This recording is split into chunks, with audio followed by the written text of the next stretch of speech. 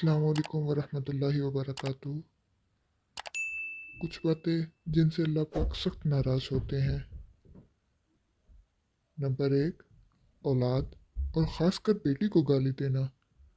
Number 2, दिल में बुग़्ज़ रखना।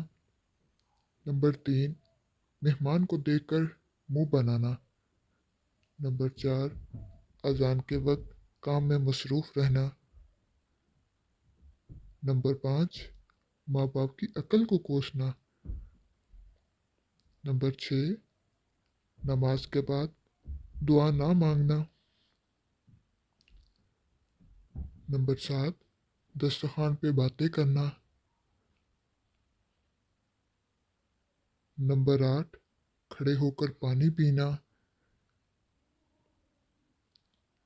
नंबर 9, वज़ू की हालत में कुफर के अल्फाज दोहराना। अच्छी बातें दूसरों तक पहुंचाना भी सदका जारिया है।